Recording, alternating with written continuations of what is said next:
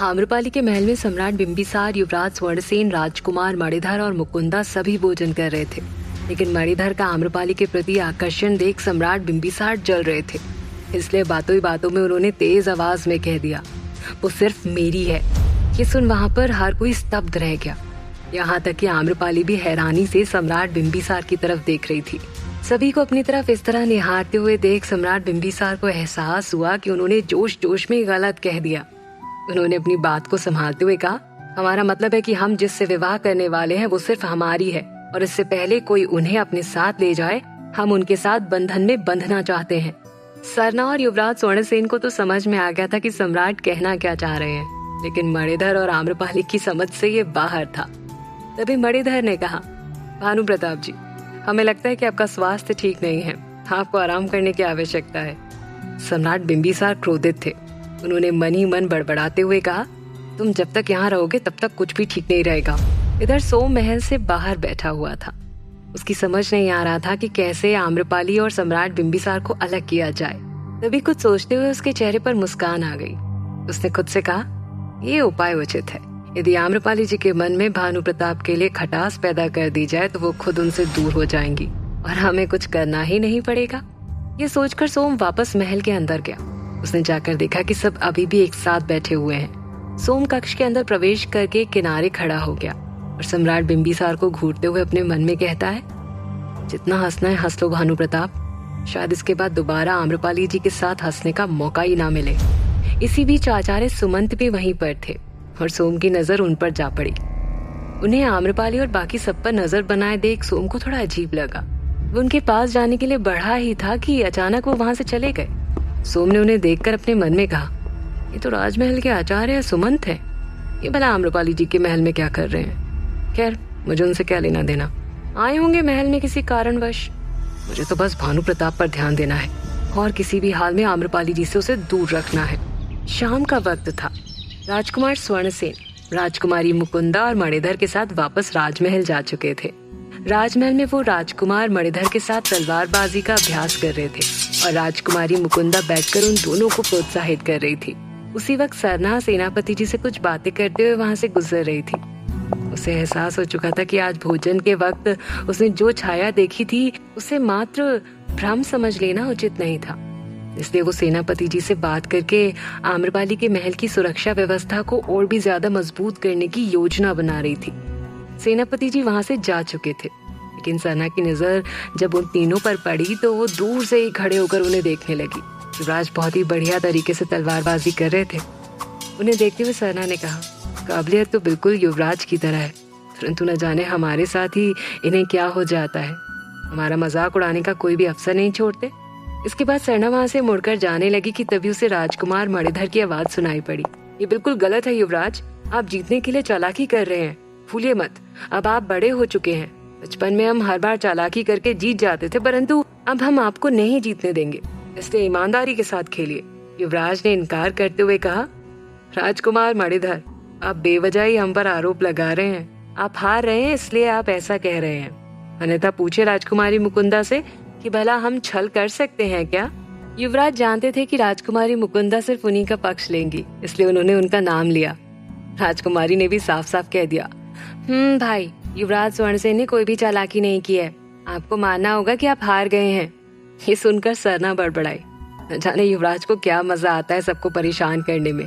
हम जानते हैं इन्होंने अवश्य चालाकी की होगी। सरना अब उन सबकी बहस और नहीं सुनना चाहती थी, इसलिए वो वहां से जाने लगी। तभी मणिधर ने उसे आवाज लगाते हुए कहा, रुकिए सरना और इधर आइए। उनकी आवाज सुनकर सरना रुक गई। उसने पलटकर जब देखा तो उन तीनों की नजर उस पर ही थी। तो उसने कहा, जी कहिए राजकुमार। तो मणिधर ने कहा, युवराज को लगता है कि उन्हें तलवारबाजी में कोई भी नहीं हरा सकता, लेकिन वो ये नहीं मानते कि वो चालाकी की वजह से जीतते हैं। हाँ, पर हम इसमें क्या कर सकते हैं, सरना ने कहा। तभी युवराज ने उसे वहां से भेजते हुए कहा, सरना तुम जाओ यहाँ से, राजकुमार हार गए, इसीलिए तरह तरह के बहाने बना रहे हैं। तभी मणिधर ने कहा, वो तो अभी पता चल जाएगा जब सरना आपकी तलवारबाजी देखेंगी। अगर आपने सरना को भी हरा दिया तो हम भी अपनी हार स्वीकार कर लेंगे। ये सुनकर सरना हैरान थी। उसने कहा, क्षमा कीजिए राजकुमार, परंतु हमें तलवारबाजी नहीं करनी, हमें किसी महत्वपूर्ण कार्य से बाहर जाना है, इसलिए हमें क्षमा कीजिए और जाने दीजिए।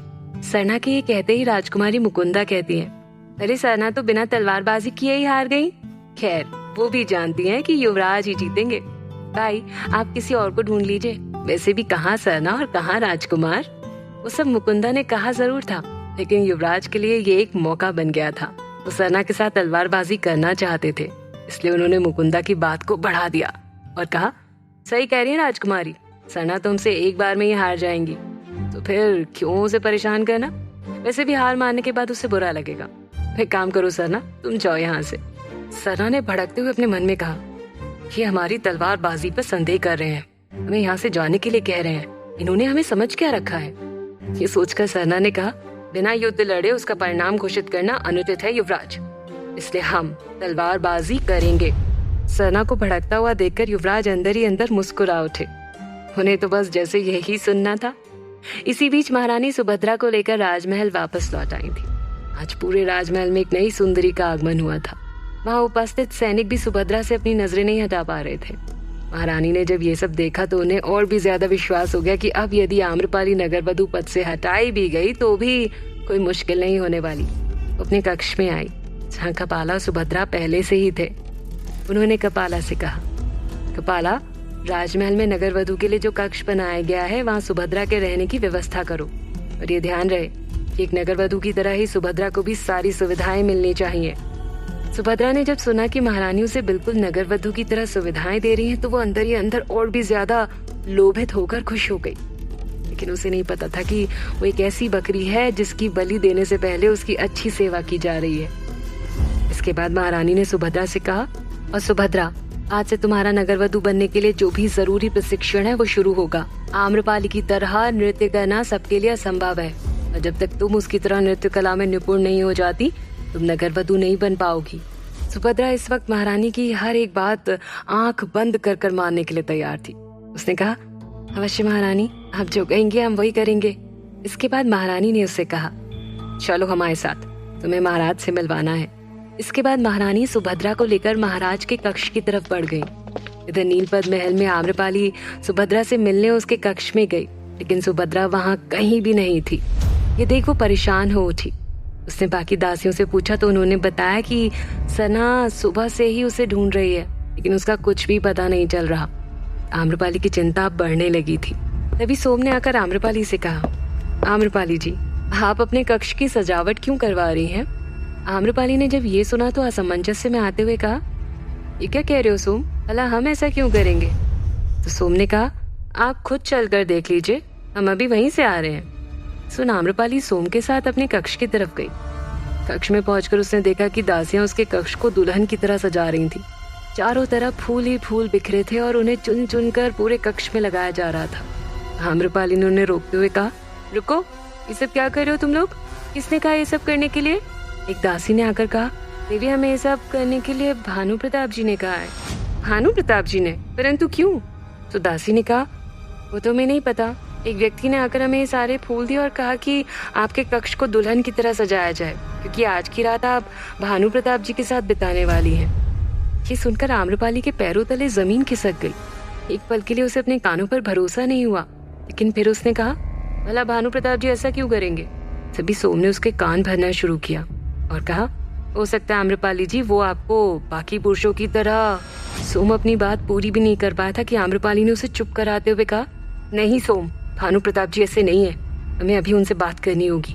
ये बोलकर आम्रपाली वहाँ से जाने ही वाली थी कि तभी सोम ने कहा, मुझे भी लगता है कि आपको एक बार उनसे बात कर लेनी चाहिए, क्या पता वो आपको लेकर क्या सोच रहे हो। सोम की बात सुन आम्रपाली ने एक दासी को तुरंत भानु प्रताप को बुलाने के लिए भेजा और कहा, भानु प्रताप जी से कहिए कि हमें उनसे अभी के अभी मिलना है। दासी तुरंत आम्रपाली की आज्ञा मानकर वहाँ से चली गई। सोम अंदर ही अंदर बहुत खुश हो रहा था। उसने मनी मन कहा, आज सारी बाजी हमारे हाथ में है। आज भानु प्रताप और आम्रपाली जी के बीच ऐसी फूट पड़ेगी जिसको जोड़ना तो दूर, जोड़ने की कल्पना करना भी असंभव होगा। इधर राजमहल में सरना और युवराज के बीच तलवारबाजी शुरू हो चुकी थी। कभी युवराज सरना पर भारी पड़ते तो कभी सरना उन पर। जब युवराज को लगा कि सरना को हराना मुश्किल हो रहा है तो उन्होंने उसे चकमा देने की कोशिश की। उन्होंने पहले उसे जमीन पर गिरा दिया और फिर पीछे से पार करने की कोशिश की। एक पल के लिए तो ऐसा लगा जैसे सरना हारने वाली है। तभी राजकुमार मणिधर बोल उठे, सरना उठो, तुम हार नहीं सकती। तभी राजकुमारी ने कहा, क्या कर रहे हो भाई, युवराज से वो कभी भी नहीं जीत सकती। कहाँ वो एक साधारण सी सैनिक और कहाँ युवराज। राजकुमारी की ये बात सरना को चुभ गई और इससे पहले युवराज उस पर वार करते सरना ने तुरंत युवराज के पैरों में अपना पैर फंसाकर उन्हें नीचे गिरा दिया। युवराज की जमीन पर गिरते ही सरना उठकर खड़ी हो गई और अपनी तलवार उनकी गर्दन पर लगा दी। तेजी से सांस लेते हुए कहती है, आज एक युवराज इस साधारण सैनिक से हार गए, लेकिन युवराज हारने से हैरान जरूर थे पर मायूस नहीं। वो अपनी जगह पर से उठकर खड़े होते हैं और ऐसे अंदाज में कहते हैं जिससे सरना के हृदय की धड़कनें तेज हो गईं। उन्होंने कहा, हमें पता था कि आप ही जीतेंगी और हम हार जाएंगे। लीजिए, हम हार गए। उन्हें देख मुकुंदा और मणिधर दोनों ही हैरान थे। मणिधर के चेहरे पर मुस्कान आ गई। वो सरना की वाहवाही करते हुए कहते हैं, शानदार सरना, तुमने तो आज हमारा हृदय जीत लिया। आज से हम आम्रपाली के नहीं तुम्हारे भक्त हो गए। मणिधर की बात सुनकर सरना की भौहें तन गई। वो अपनी तलवार म्यान में रखते हुए खुद से कहती है, जैसे युवराज वैसे उनके मित्र मणिधर। सरना वहां से चली गई, लेकिन युवराज आज उसे वहां से जाने नहीं देना चाहते थे। उनका हृदय उसे रोकना चाहता था। तभी मणिधर युवराज के कंधे पर हाथ रखकर कहते हैं, क्या बात है युवराज, आपकी वैशाली में एक से एक होनहार युवतियां हैं। जहाँ एक तरफ सौंदर्य की देवी आम्रपाली है तो वहीं दूसरी तरफ तलवारबाज सरना। हमारा मन तो कर रहा है कि हम वैशाली में ही रह जाएं। तभी युवराज ने राजकुमार मणिधर से कहा, आपको जहाँ रहना है रहिए, लेकिन सरना से दूर, समझ गए। वहीं सम्राट बिंबिसार ने जब सुना कि आम्रपाली ने तत्काल उन्हें महल बुलाया है तो वो चिंतित हो उठे और बिना वक्त गवाए आम्रपाली के पास गए। उस वक्त आम्रपाली भी उन्हीं के आने का इंतजार कर रही थी। उसने सोम से कहा, सोम, अवश्य उन्हें कोई भ्रम हुआ होगा। हम जानते हैं भानु प्रताप जी ऐसा कुछ भी नहीं कर सकते जिससे हमारे आत्मसम्मान को ठेस पहुंचे। ये सुनकर सोम ने बातों को थोड़ा और घुमाते हुए कहा, अब भानु प्रताप जी आपके बारे में क्या सोच रहे हैं ये तो वही बता सकते हैं, लेकिन जहाँ तक हम जानते हैं कोई भी किसी को यूं ही सहायता नहीं करता है। सोम बड़े ही विनम्र अंदाज में आम्रपाली के मन में भानु प्रताप के लिए संदेह के बीज बो रहा था। तभी सम्राट बिंबिसार वहां पहुंचते हैं। उन्होंने आते ही आम्रपाली से कहा, क्या हुआ आम्रपाली, आपने अचानक हमें क्यों बुलवाया। आम्रपाली ने अपने पूरे कक्ष की तरफ इशारा करते हुए कहा, क्या ये सब आपने कहने के लिए कहा है। सम्राट बिंबिसार ने कहा, जी हाँ। जैसे ही उन्होंने कहा आम्रपाली की बाहें तन गई, लेकिन फिर भी उसने इसका कारण पूछना जरूरी समझा। उसने कहा, क्या हम जान सकते हैं कि आपने ये सब क्यों कहा है। सम्राट मुस्कुराते हुए कहते हैं, क्योंकि आज रात आपके साथ। सम्राट ने इतना ही कहा था कि तभी आम्रपाली ने उनके गालों पर एक जोरदार तमाचा मार दिया। आम्रपाली ने उनकी पूरी बात सुने बिना ही कहा, हमें आपसे ये उम्मीद नहीं थी भानु प्रताप जी। सम्राट बिंबिसार हैरान थे। उन्हें समझ नहीं आ रहा था कि आखिर आम्रपाली ने उन्हें थप्पड़ क्यों मारा। वहीं खड़ा सोम ये सब देखकर अब सुकून की सांस ले रहा था। क्या सम्राट बिंबिसार और आम्रपाली के बीच दरार पड़ जाएगी? क्या महारानी सुभद्रा को नगरवधु बनाने में सफल हो पाएंगी? क्या युवराज और सरना के बीच की दूरियां मिट रही थीं? जानने के लिए सुनते रहिए।